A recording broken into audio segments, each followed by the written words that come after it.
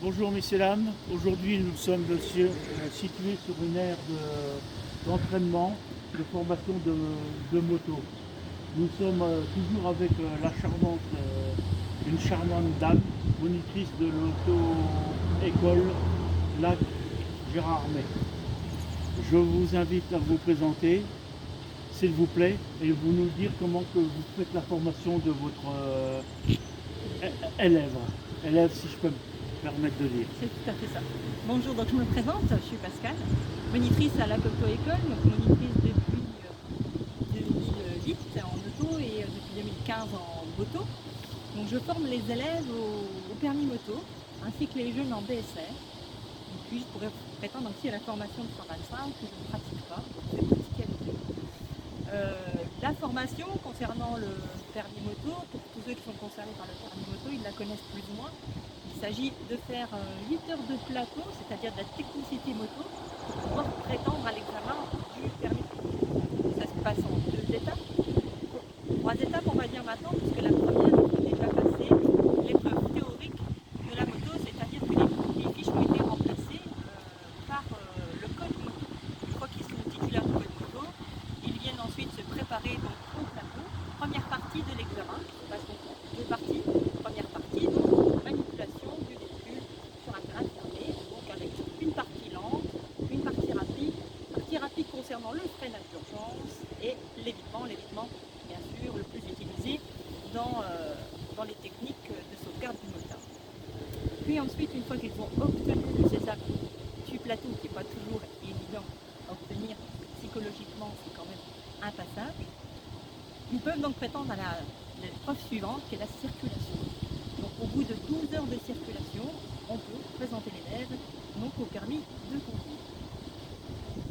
Voilà pour ce qui est de la formation pure et dure par rapport au permis de conduire.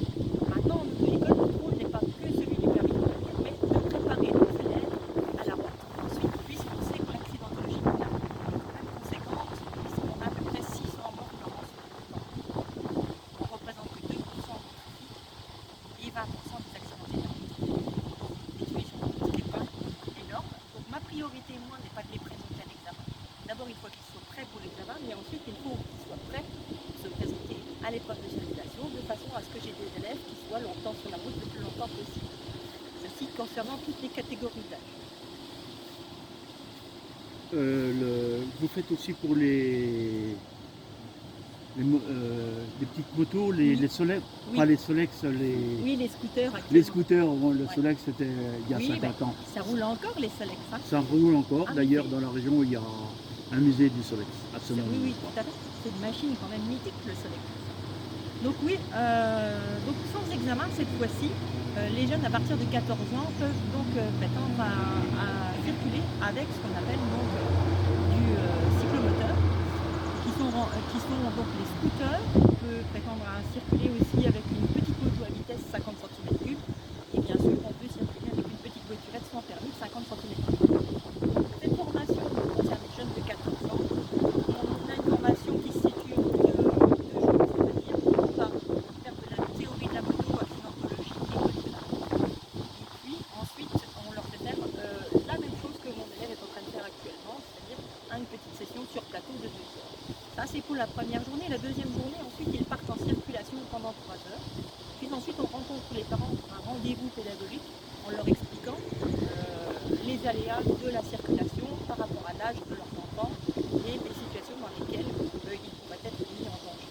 Là, bien sûr, ils obtiennent un permis de conduire ensuite par décision du moniteur, au final, permis de conduire officiel. Donc du coup, ils ont, comme les adultes, leur petite carte, mais ils ne sont pas assujettis à points. Et pour les voitures sans permis, vous faites aussi la formation? Il faut faire une formation PSR, pareil, donc brevet de sécurité routière ou permis AM moto, quoi. Donc c'est la même chose.